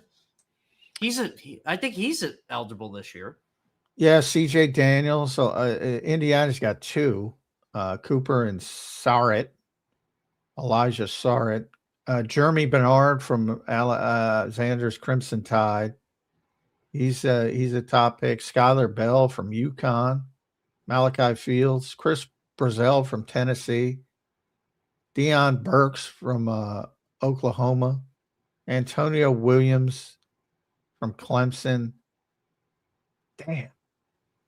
You can't find a receiver in this NFL, man. You're not doing your homework. No wonder why people think the Eagles are going to take a receiver in this draft. So does that mean AJ Brown's gone? You guys think AJ Brown's gone for sure? A lot of speculation. You know how fans put everything. I still don't think he's gone. They're like spy detectives in the offseason. I get sent this thing in the offseason. AJ posted that he's got an event and his graphic team put an Eagle jersey on him and it's after the draft, so he's gonna be back. I'm like, dude, what the hell are you talking about, man? AI is a wonderful drug, Zander. Yeah, I don't know what's going on with this, but do you think AJ so like last year, I think I was on with you guys. Like I saw a mock draft where the Eagles had taken Luther Burden. I'm like, sign me up for that. I don't care if they have a million receivers.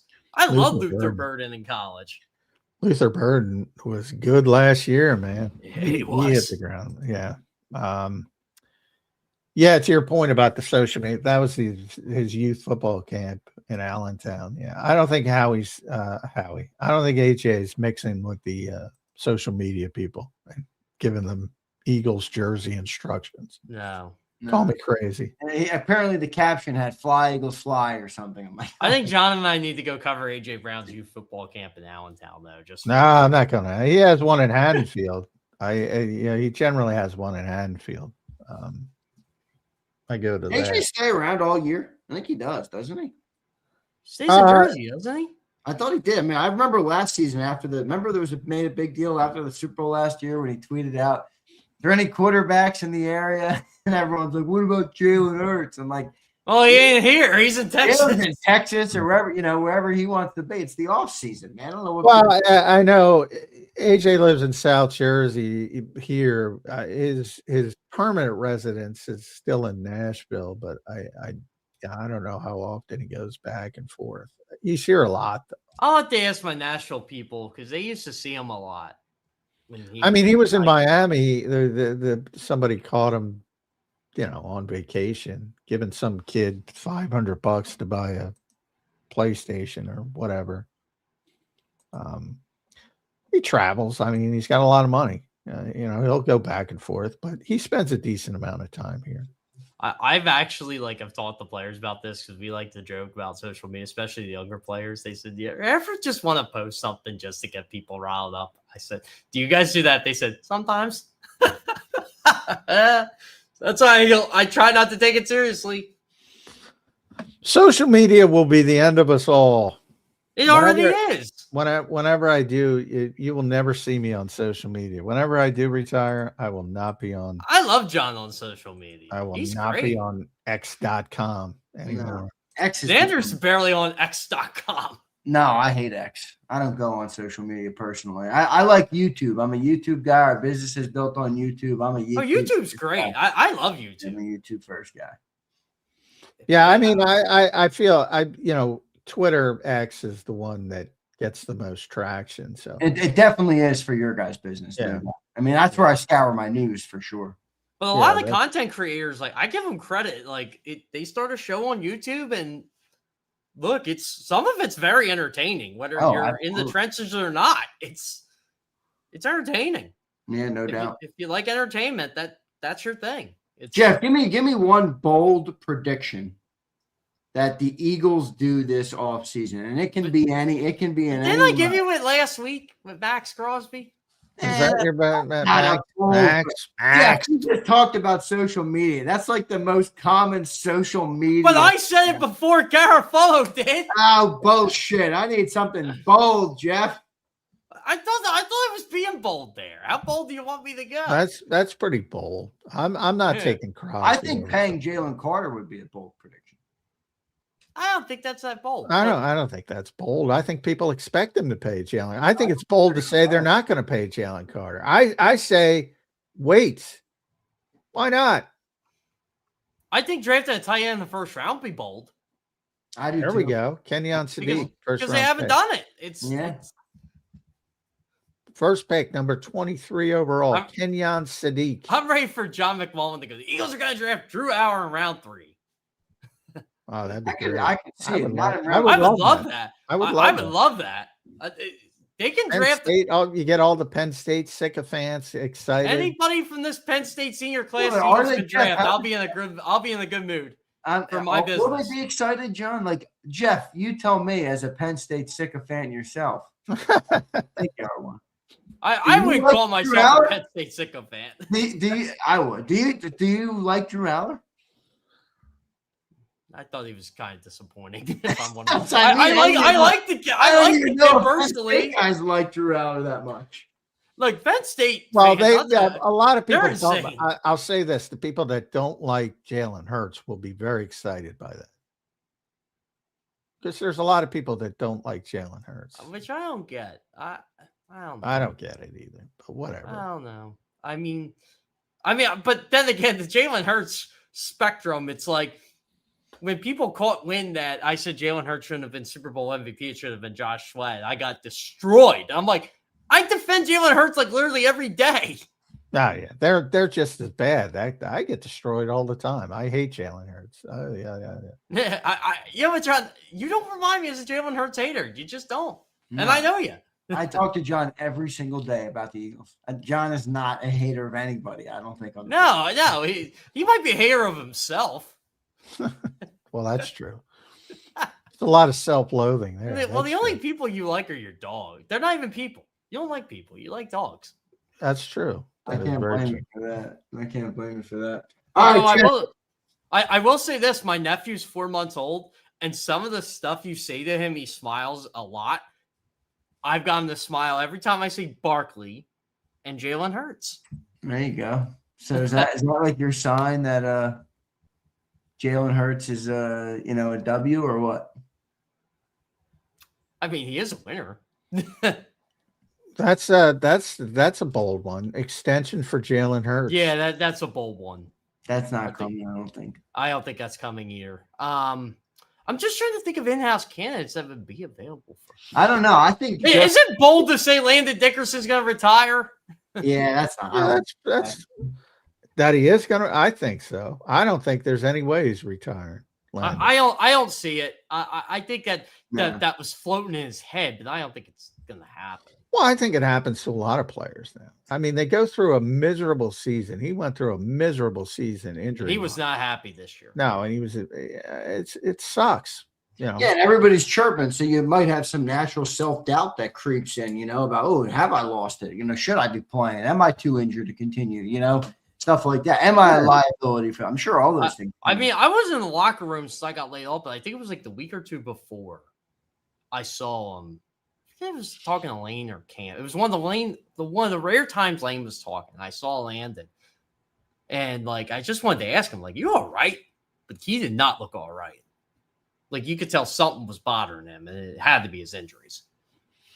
Yeah, he went through a really difficult season, and you guys that are when the season ends, a lot of guys think, do I really want to go through this again? And then they unplug the batteries and take some time, and then they're Jason Kelce did that every year. Yeah.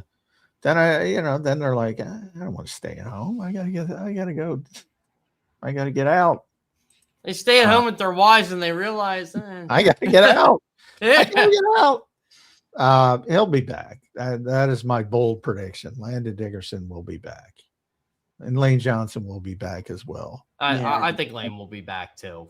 Me too. I think so. We'll find out though. I don't know. Will Chris Cooper get him?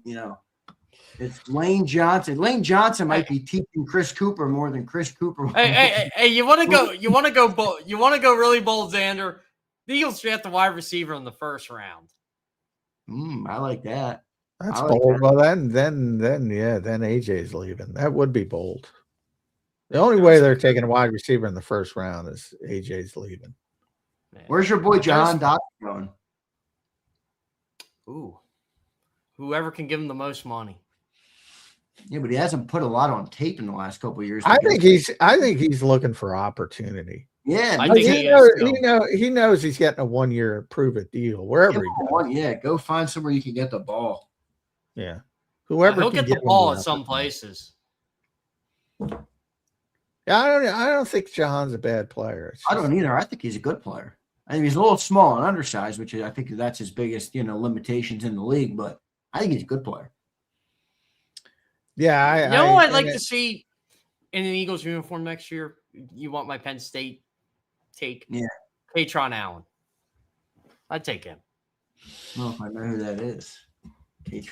Look him up. He's good. He maximizes his opportunity. Oh, I know Katron Allen, the running back from Penn. Yeah, I know him. Yeah. All right, well, that's a good one. They had a good 1-2 punch. They did. I think they could use a 1-2 punch. Notre Dame had a better 1-2 punch. Yeah. Though. When Penn State actually relied on that 1-2 punch, it's funny how they were able to win games, even though last year was terrible. No matter who the quarterback was. Well, now you got Nick Sirianni's best friend, Matt Campbell. So and they got my boy. Well. They got my boy at quarterback now, Rocco Becht. I'm excited. Rocco Becht. I watched so much Iowa State. Where did he come from? Where did he come from? Rocco. Iowa State. Iowa State. Oh, he was at Iowa State? Yeah. Last year he played with 2 injured shoulders and somehow was able to grind out the year he had this year. I like Rocco. I like his dad too. His dad is always Anthony backed. Yeah, Anthony always comes on JAKIB, so I got a lot of love for Anthony. Yeah. Anthony's a good dude. He's been on Cilio a bunch. He's good.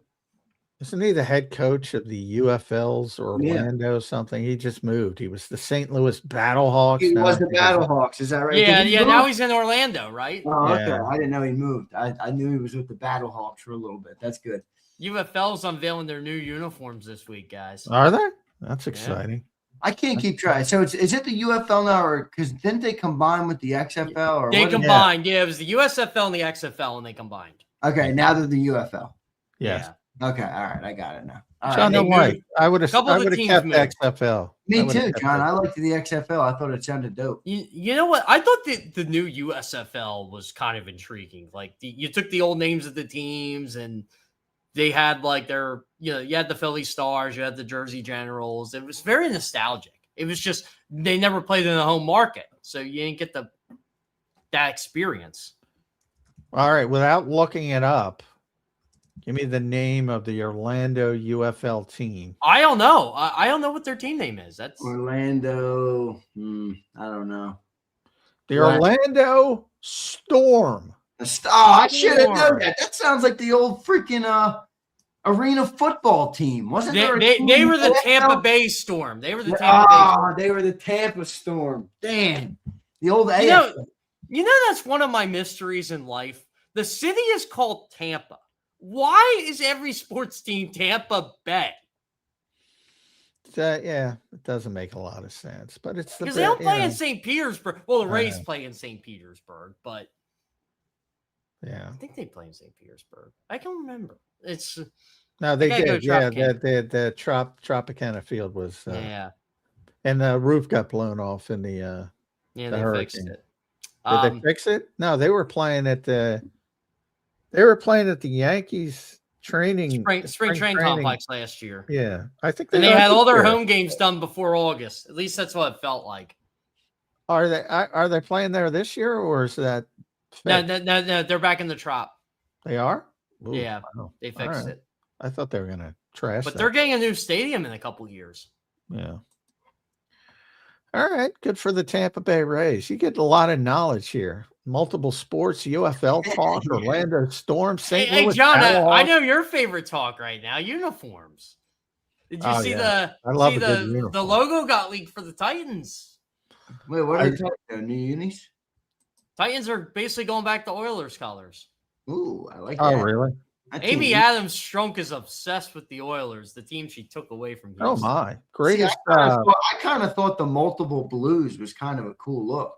I did. You know what? The Titans' first uniforms, the year they went to the Super Bowl when they changed, they were awesome. And then they went to that Nike thing, and I'm like, man, Houston Oilers have the greatest fight song in NFL history. They do have a great fight song.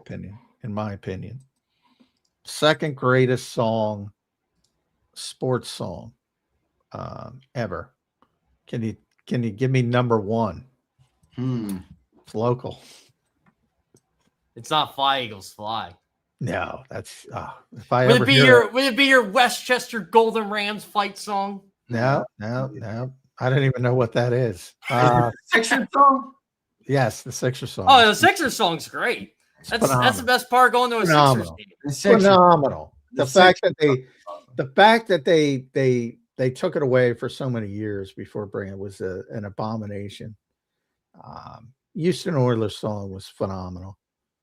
And now it's the Houston Texans. Man, the Oilers are so much better than the Texans. Yeah. Why not just keep the name? They couldn't keep the name. They tried to get the name back, and Adams wouldn't give it up. I know. It's like, come on. If you're going to move, he has such a vendetta over Houston. It's weird. Yeah. And then you actually bring back the Oilers throwbacks against Houston. What a slap in the face. Stupid. They did it right. At least when Cleveland went to Baltimore, they kept the Browns in Cleveland. Wasn't there like a handshake deal on that? Yeah. That's what they should always do. Well, the NFL promised Cleveland they get another team, right? They would get them back, or was that the deal? Yeah. It was known pretty quickly they were it was coming back. And they haven't been the same since. Or never changed. No, they've never. Well, you got to go back to Jim Brown, pretty much. Not quite. They were good. Did you guys see the Commanders are basically going back to their old unis, their old unis, their old name unis? No. The Redskins. We can say Redskins. We're not. Yeah. Can we say it? Okay. We're not delicate babies here. I'm trained at CBS to not say that name. Yeah, we don't have. They told me. I got in trouble for that. I'm like, well, wasn't that their name? Jeff, we don't have those sensibilities. Yeah, the delicate sensibilities. It was their nickname, so I call them their nickname. Oh man, come on! CBS doesn't let you say Redskin. Come on. No, they wouldn't let us do it. We had to do Washington. I mean, we had to say Washington. Yeah. I heard Josh Harris was going to try to bring it back, but I don't know. They kind of teased it, if you read through the tea leaves on social media with their graphic, like next season it changes, and everybody's like, "Oh, they mean the team." I'm like, "No, they don't." If you look at the uniforms, guys, they're an interesting team this year. Like they had that good year, obviously, where they lost in the NFC Championship game. Then they came back to earth completely, looked like the Commanders again. What is your outlook on that team this upcoming year? I asked both of you that.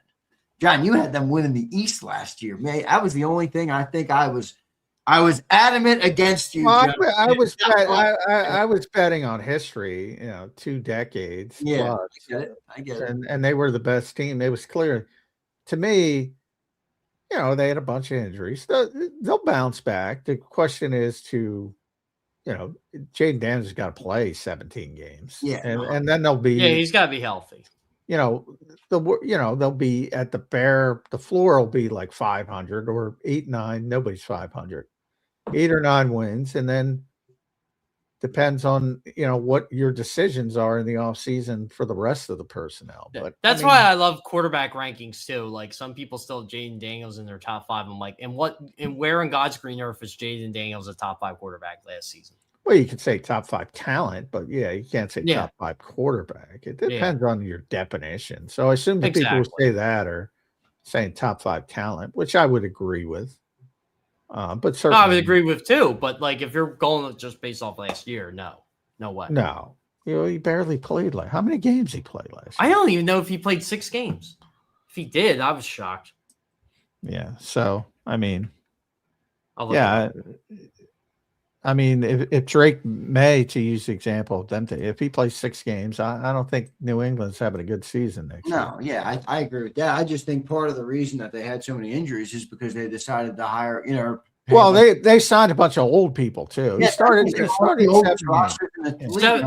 7 games he played. That's why I couldn't get on board with what they did. I'm like, you got a young quarterback who literally just had a rarefied air type of season. And you give yourself, and you had the oldest roster in the league. You signed a bunch of old, like that to me was a bad GMing offseason. Like, get younger. The young teams in the league win. I mean, that's what you got to do. I just didn't like the way they approached it. After Jaden Daniels, amazing story. And it really was bad when they signed like Von Miller. I'm like, oh, okay, so you're old and you're getting older. Like, yeah, I didn't get it. I didn't get it. Like Tunzel was a good trade for them, but he was still an older player. Yeah, they're very old. Band-Aid. I mean, that's a quick Band-Aid. That's like a one of the kids' Band-Aids you use. And that they didn't belong. It's similar to it. I always say you got to be very honest with yourself. And they were not an NFC championship team. They had some breaks along the way, and they took advantage of them. They did not belong in that game with the Eagles. They didn't, and they proved it. In that NFC chat, they skipped steps almost, and they got caught up in, wow, look at how close we are, and they weren't really that close. Yeah. And the NFC's open, and we're going for it. Well, yeah. No, really, the closer team was Seattle, who didn't make the playoffs. Yeah. Well, and the same thing with New England this year. Like if they say, look at how close. Look, they would have got waxed, and I'm not even a Bo Nix fan. They would have got waxed by Denver if. Seattle Denver would have been a much better Super Bowl. Oh yeah, if Jarrett Stidham wasn't the starting quarterback, so they did not belong in that game, and they proved it. They didn't belong in that game. That's where I feel bad for Denver because, like you said, John, they took those steps, right? Peyton tore it down, build it back up. They make the playoffs last year, got destroyed. They get the 1 seed, and their quarterback gets hurt, and they win a big game against Buffalo. And it's like, well, that sucks. They still should have won the championship game. Toughest thing to do is be honest with yourself in the NFL. Yeah. Isn't that in real life? Well, partially. Yeah, that is a little true, Jeff, in real life. All right, brother, we appreciate it, Jeff. Good long segment today, man. We appreciate you joining in. As we get deeper into the offseason here, we now have the franchise tag windows opening up. We got the combine starting next week. It's draft. It's off-season time, Jeff. Lot coming up in Eagle Land, so we're looking forward to talking to you each Combine's week. Next week, isn't it? Yeah, it starts next Monday. We'll be talking to you next Monday. It'll be Underwear Olympics. Oh, he ran a 4.4. Oh, my Lord. You know who's going to be the Combine darling? Who was going to be the Combine darling? Nicholas Singleton. As someone who's seen the guy run 40s. You're so right. Nick Singleton. He was going to be the Combine darling. Jeff, you know where I met Nick Singleton? At the Maxwell's? Yep. When we produced the Maxwell, and I think he was the high school player of the year. Yeah, he was high school player of the year that year. Yeah. I was going to ask you if you met him before. I met him there, and he was, let me tell you what, he was a humble, good dude. Shook my hand, polite, thanked me for anything I did for him, asked me. Yeah, he was very. That's how he's been since I know him. But yeah, I appreciate it. So. And it's weird, like good games, same attitude. Bad games, same attitude. Yeah, it's good. Good, definitely a good dude. We'll see what he's able to do. Jeff, good show, man. We appreciate you. We'll talk to you next Monday when the combines are kicking off, brother. We appreciate it. Yep, Underwear Olympics. We'll talk to you about small hands next week. And small arms. Who's this year's Will Campbell? Arm length, yeah. Arm length, small hands. Was Bo Nix the small hand guy? Who was the small hand guy? You're going to hear length. Reuben Bain's going to be the length guy. He doesn't have the arm length to be, he's a top 5 pick from a production standpoint, but he doesn't have the arm length. That's Reuben Bain's going to be that guy. I agree. We'll see. All right, Jeff, good stuff, man. We'll talk to you next week. All right, brother. All right, see you guys. All right, see you, Jeff. There's Jeff Kerr joining us right here on Birds 365. Good show today. Appreciate Jeff Kerr joining us. Here you can follow him at Jeff Kerr PHL, and that'll do it for our interview with Jeff. We appreciate him joining in today. John, plenty of stuff to talk about this week. I want to get into some of the big picture stuff. We're going to dive deep into the NFL draft, so we'll start to prepare for that. And then obviously free agency is even closer than the draft. We'll take a look at that with the combine coming up next week. Franchise tag window. I think the Jaylen Carter conversation is interesting, John. I think that's worthy of a full, thorough segment from Johnny Mack and Zander on Jaylen Carter. So we'll probably get to that segment tomorrow. I want to talk a little bit about that, the complexity of that, and what that might look like. But, John, it's all out in front of us now for what this team will do to try and retool and reposition, John, for another year of contending. Yeah, more uncertainty this season, this year than in past years. I would say that's more sort of open-endedness. A lot of that dealing with the new offense and what's projected to be the new offense. And I would agree. There's more openings. Even on the offensive side, even if AJ's back. Landon's back, Lane's back, as I think they're going to be. I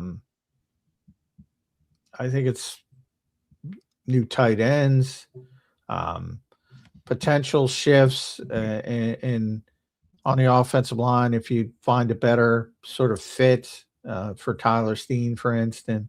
So even there's a little bit of newness, but and then you have to start drafting, as Howie kind of intimated, on the offensive side of the ball. They've gone heavy defense because they paid a lot of their offense.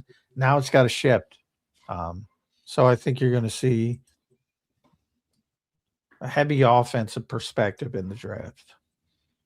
I agree. We'll see what ends up happening here, John, with this team. Obviously got guys to pay on defense, and maybe you're right. Maybe that is the switch where you see more offensive players draft. John, when's the last offensive player drafted in the very top? Oh, well, by the way, real quick, Dolphins are releasing Bradley Chubb. Yeah, I saw that. Somebody wanted me to ask you about that. That's a big Fangio guy. Yeah, well, a lot of people, if you lose Jaylen Phillips, get Bradley Chubb. A lot of people said last year, get Bradley Chubb over Jaylen Phillips. Clearly, he likes Phillips better. Phillips is younger, but yeah, I mean, he'd be a fit, but he would be a contingency plan, no doubt. I mean, behind Jaylen Phillips. What about if, like, they ended up trading Nolan Smith? They have Jalix, they have Phillips, they bring in Chubb as a third. What do you think of that type of rotation? Yeah, I don't think they're moving away from Nolan this year.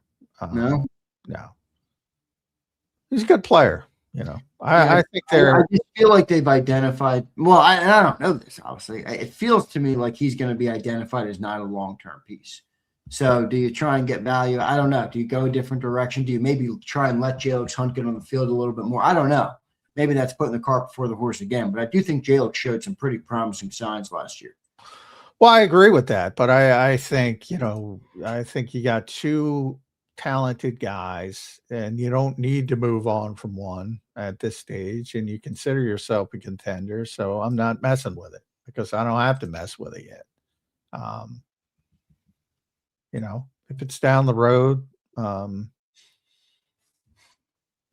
little bit further, but yeah, it's too early to talk about trading Nolan Smith, in my opinion. Yeah, I think you're probably right. John, when's the last time I was asking you there before the Chubb thing came out? I'm going to talk a little bit about that to wrap the show.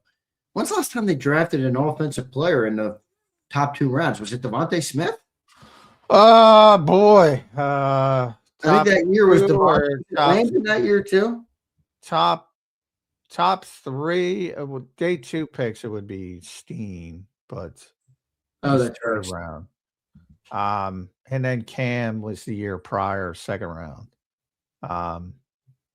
And then you got to go back to DeVonta. DeVonta's the last 1st round pick on offense, and Landon was 2nd round. That was a great draft, by the way. That was a great draft, yep. DeVonta Smith, Landon Dickerson, and Milton Williams. Plus, later, 4th round was Zach McPherson. Good dude, never obviously got hurt. Kenny Gainwell was a great pick for 5th rounder. I mean, all things considered, 2020 turned out to be a good draft too because you landed your quarterback. Yeah, well, it's tougher, Tougher, obviously. Yeah, but anytime you get a quarterback, it's you not. blew up one quarterback and you brought in another. Yeah, there was. I mean, Rager was obviously a disaster. Davion Taylor wasn't a good pick. Kayvon Wallace. You got something out of Jack Driscoll in the 4th round. I was more thinking that does the quarterback make up for all that? Actually, Sean Bradley should have mentioned just retired. Had to more than anything, but he was a good 6th round pick, a really good special teams player when he was here. You had Quez in that draft. Then the great Prince Tega Wanahu, who never made it here, but he was with Kansas City for a while. They've had a good run drafting now. And that it didn't get better than 21 with the premium picks. So 1, 2, 3. Days 1 and 2, they got DeVonta Smith, Landon Dickerson, and Milt Williams. I mean, that's doing it right. 2022 is not looking bad either. Now that Jordan Davis broke through, Cam Jurgens, Nakobe Dean, 1, 2, 3. And then 2023 is Jaylen Carter, Nolan Smith, Tyler Steen, which is nothing to sneeze at. And then 2024 is Quinyon Mitchell, Cooper DeJean, Jalex Hunt, which might be the best if you give it a few more years. And last year was Jahad Campbell and Drew McCuba. Didn't have a 3rd round pick. Pretty good. Yeah. Fair enough. We'll see what ends up happening with that in the NFL draft this year. Going to be interesting to see, John, with all this stuff coming up. Real quick, just a quick note. I mean, I know you mentioned I think we talked about this last week, but I got it written on my board to ask you about. I think we hit it. BG, is BG going to be done? He's not going to get the retirement ceremony again, but he's done, right? He's not going to come back, is he? I think he wants to. I'm. Was he really again? If I'm the Eagles, I would not bring him back. I get it. He's a legend. I mean, to what you were saying, it's a young man's game. I mean, at some point, you gotta. I love the guy. I'm just surprised he went on the full retirement ceremony. He comes back for the half a year, which, all right, you can convince the wife and the kids to do it for another. Now you want to run back a full season. It's almost like BJ is like trying to get full back in the swing of things for another year. Yeah, I a lot of times, that's why I was bringing up Sean Bradley. A lot of times you retire. Most times, it's the game is making you retire more than you're retiring. Most times, there are guys who walk away at the top, like Luke Kuechly, and just go into the Hall of Fame and yada yada. But most times, players leave before they want to. And even guys who played as long as Brandon Graham, let's be honest, he didn't want to retire. He loves it, but at some point, I think it's time to rip the Band-Aid off, and I think we've hit that point. I thought we hit it last year, and I probably shouldn't have brought him back. But when they did bring him back, remember, they hadn't traded for Jaylen Phillips. So I think if you could have, and Zadarius Smith walked away, if you could have alerted them, hey, you're going to get Jaylen Phillips, they wouldn't have talked about a retirement. But so I would not run it back again. I wouldn't either. We'll see what ends up happening there. I think BG will be done. Brandon Graham, Philly legend, no doubt, Mr. Eagle himself, John, like you call him. But I think that's now officially in the rearview mirror with Brandon Graham. We will see what ends up happening with there. For those who missed our Friday show, Kevin Patullo did land in Miami. So congrats to Kevin Patullo. He's officially out, John. Yeah, I know. A lot of parties for that. It's silly, but nonetheless, it is what it is. Part of the gig. Lands what a good spot. Obviously, defensive-minded coach, so he'll have an imprint on the offense. And like I said, he went to high school there, so he knows the area. He's a big golfer, so that'll lessen the blow too. Plus, probably didn't want to be around here any longer, so worked out for him. Good stuff. All right, Johnny Mac, your final thoughts here on a Monday edition of Birds 365 as we get deeper into this NFL. We're going to gear up for the combine talk. We're going to talk about Reuben Bain's short arms. I don't know the quarterback with the small hands yet, but we'll know. We'll know, and we'll talk about it all. Hopefully, we'll talk about more substantive stuff as well. But, yeah, personnel season is starting. That's really Howie season. Yeah, so right. we'll get all the silly season stuff as well with Howie doing this and setting up, and he's going to replicate drafting a quarterback and putting pressure on Jalen Hurts, all that fun stuff. All of it. Yep, it's all coming. Howie season, list season, all the fun, silly season. It's all coming, Johnny Mac. John, I might be forcing you, John, to do a little bit more silly season this year. What do you say? Silly season. Well, if it's silly, I'm going to call it silly. I'll have Johnny Mac doing the rankings, the power rankings, the QB list, the power list, the contract. I love the pre knowing who the players are going to be power rankings. Those are very relevant. What's your early thought on the NFC East next year? My early power rankings, well, it's got to be Eagles, Cowboys, Commanders, Giants. Although I think the Giants are finally going in the right direction. So yeah, I have Eagles, Cowboys, Giants, Commanders. Things can change quickly in the NFL. I think Giants make a push, John. I think they do. I think they got some adults in the room. I agree. I agree with that. And they're going to be not a laughing stock anymore, which is not good for the Eagles. Yeah, if Neighbors gets back, if they get another weapon there for Jackson Dart, they got to improve their lines, obviously. But their defensive line's good. Their offensive line, they got to improve. All right, we'll see, man. We'll see what ends up happening with it. They're going to approach it in the right way, which is right, a big step forward for where they're going. And a big difference from how they've done it in the past. So that means they could get good. They could get good. Johnny Mac, good show today, brother. I will talk to you tomorrow on a Tuesday edition of Birds 365. Thank you, brother. All right, thanks all. All right, thanks, Jim Mac. There's Johnny Mac. John McMullen joining us right here on Birds 365. What's going on, everybody? Welcome in to the show today. I appreciate all you guys being here. I do not have a lot of time for a Zander time today. I have more accountant stuff to deal with, so I got that call coming up. I got to get out of here and get ready for that. It's never fun crunching. But the good news is that normally I'm one of the extension guys. Like I'll file the extension every year to get it going, push it off to October. I'm way ahead now, so that's the good news. All right.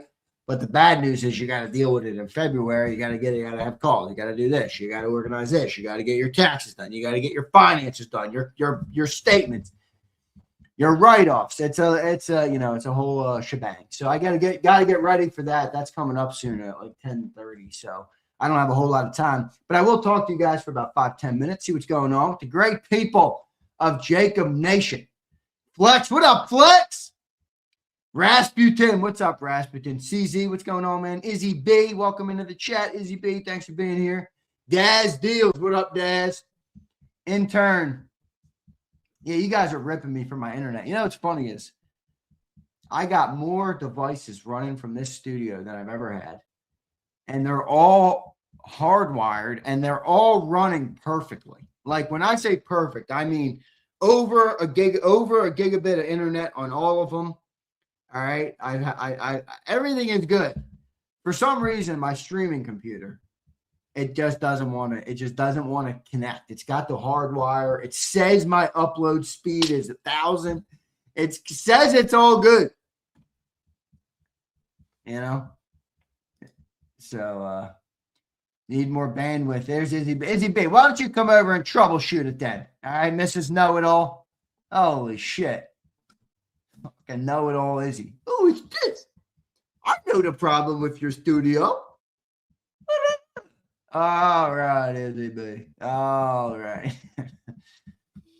All right. You don't get me chirping. Don't get me chirping. I got to deal with my account. I'll be chirping at them soon. I already got enough chirps to have today. Wild Bear, what's up, Wild Bear? Hope you're doing well.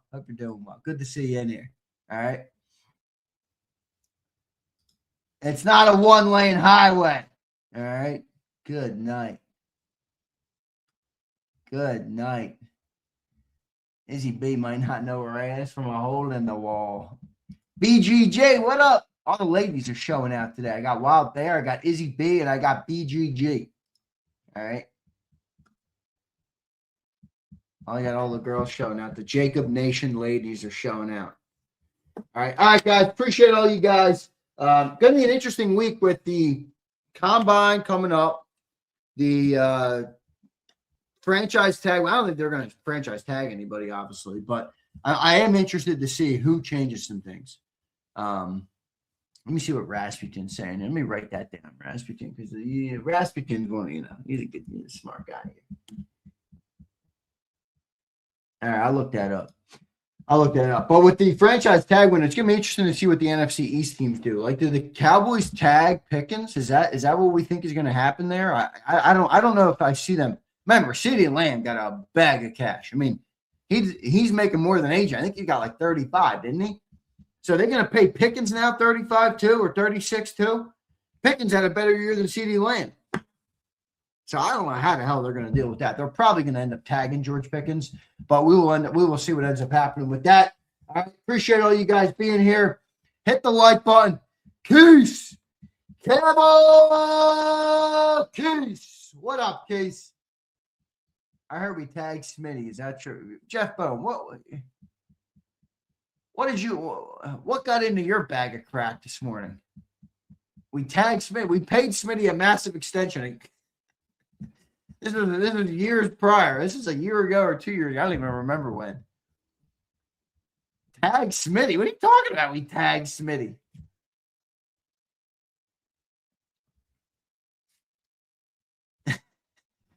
Jeff Bowe, we tagged Smitty. I don't know what you're talking about. All right. Yeah, Preston, I brought him up a little earlier in the show. I do. I watched him a little bit this year. I don't watch as much Oregon. I watch a lot of SEC and stuff, but he's a good player.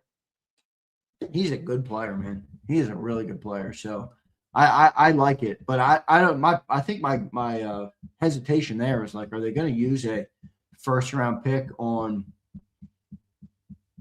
the tight end? I don't know if they would, but we'll see. We'll see what they do. All right, guys. Appreciate all you guys. Sorry I got to run today. We'll do a little bit of a longer Zander time tomorrow. I appreciate all you guys being here. Hit that like button. See you next time, everybody. EAGLES. Eagles.